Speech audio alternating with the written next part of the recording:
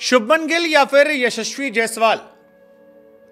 India में world cup के दौरान रोहित शर्मा का पार्टनर कौन होगा आपकी नजर में? दोनों खिलाड़ी क्लास वाले खिलाड़ी हैं, लेकिन दो में से एक ही खेल सकते हैं क्योंकि रोहित शर्मा कप्तान है और टीम में एक एक पोजीशन पर 3-3, 4-4 लोग हैं। हालांकि अब से कुछ हफ्ते पहले यह सवाल होता तो शायद जायसवाल का नाम पक्का था, लेकिन शुभमन गिल ने जब आईपीएल 2024 में पंजाब के सामने शानदार पारी खेली और अब तक इस आईपीएल में हाईएस्ट स्कोरर का रिकॉर्ड अपने नाम किया, तो फिर यह सवाल शुरू हुआ कि शुभमन या जायसवाल। शुभमन गिल ने 89 रन बनाए। हालांकि ये 89 रन जो हैं ये अहमदाबाद पर बने हैं, उसी अहमदाबाद पर जिसमें वर्ल्ड कप में शुभमन फ्लॉप हो गए थे और इसी वजह से कई फैंस उन पर नाराज भी हुए कि भाई साहब आप पिछले आईपीएल में भी इसी पिच पर रन बना रहे थे, 3-3 शतक ठोक दिए थे, इस बार भी आप रन बना रहे हैं, लेकिन जब मैटर करता तब आप नहीं बनाते हैं क्योंकि आपने 2 WTC में भी रन नहीं बनाए, पिछले साल वर्ल्ड कप में भी नहीं बनाए, तो क्यों आपको रखा जाए, क्यों ना जायसवाल को रखा जाए। जायसवाल ने हाल फिलहाल में 700 प्लस रन टेस्ट में बनाए हैं, उनका स्ट्राइक रेट 170-180 का है। शुभमन का स्ट्राइक रेट 130, 35, 40 का आमतौर पर रहता है, लेकिन शुभमन की कंसिस्टेंसी उनके फेवर में जाती है। कई लोगों का मानना है कि वो विराट की तरह खेलते हैं। हालांकि अगर विराट खुद खेल रहे हैं तो क्या दूसरा प्लेयर हमें ऐसा चाहिए जो इस तरह से खेले? ये सारे सवाल है। लेकिन शुभमन गिल और जायसवाल दोनों 3-3 पारियों में फ्लॉप थे। शुभमन 31, 8, 36 पर थे, तो जायसवाल भी इसी तरह से खेल रहे थे और इस मैच में शुभमन ने 48 पर 89 बनाए हैं, जो शानदार उनका आगाज है। शुभमन आईपीएल में हर साल कंसिस्टेंट रहते हैं। बीते साल वो सबसे प्राइम फॉर्म में थे, लेकिन उस प्राइम फॉर्म को वो वर्ल्ड कप में तब्दील नहीं कर पाए थे और वहां पर इंडिया के फैंस काफी डिसअपॉइंटेड हुए थे। लेकिन अब सवाल ये है कि कौन सा वो खिलाड़ी इन दोनों में से है जिससे आप अपनी प्लेइंग 11 में जगह देंगे और क्यों देंगे? शुभमन की कंसिस्टेंसी का आलम यह है कि 80 प्लस स्कोर बनाने वाले खिलाड़ियों में जो 24 साल तक हैं उसमें वो नंबर 1 है। 7 मरतबा ये काम कर चुके हैं, जबकि उनके हम उम्र वाले खिलाड़ी उनसे बहुत पीछे हैं। शुभमन ने 7 बार किया, ईशान ने 3 बार, अय्यर ने 3 बार, मार्श ने 3 बार, मनीष पांडे 3 बार, ऋषभ पंत 3 बार, रहाणे 3 बार, संजू सैमसन 3 बार।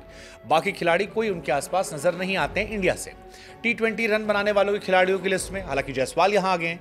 जायसवाल ने 2023 के बाद से 1408 रन बनाए हैं, जो सबसे ज्यादा है 47 पारी में। सूर्या 33 पारी में 1338 रन, शुभमन गिल 34 पारियों में 1300 रन, यानी ऑलमोस्ट कंसिस्टेंसी जो है वो दोनों की बराबर है, लेकिन स्ट्राइक रेट में अंतर है, ये एक डिफरेंस पड़ा था। हालांकि इस आईपीएल में शुभमन के सहयोगी जायसवाल भी नहीं चल रहे हैं और एलएसजी के सामने 24 रन, डीसी के सामने 5 रन, एमआई के सामने केवल 10 रन बनाकर आउट हो गए।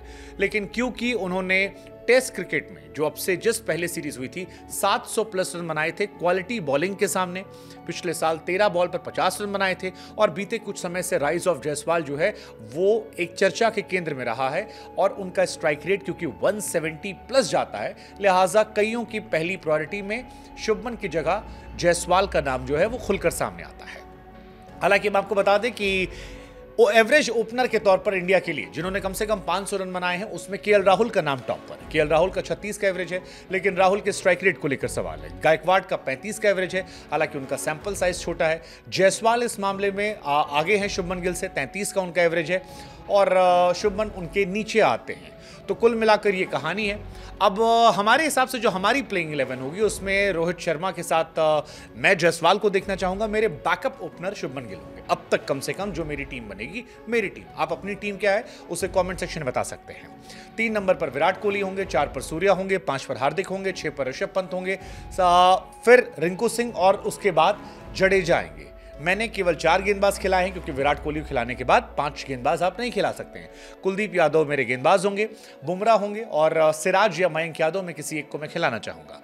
अगर 5 गेंदबाज खिलाने हैं तो फिर आपको रिंकू सिंह, विराट कोहली या यशस्वी जायसवाल में किसी एक को ड्रॉप करना होगा। वो फैसला हम आप पर छोड़ देते हैं। विराट कोहली के बगैर ये सब खेल सकते हैं। विराट अगर खेलते हैं तो रिंकू जायसवाल नहीं खेल सकते हैं। शुभमन और जायसवाल में कौन खेलेगा ये भी आप तय कर सकते हैं। कमेंट सेक्शन में हमें आप अपनी प्लेइंग 11 बताइए।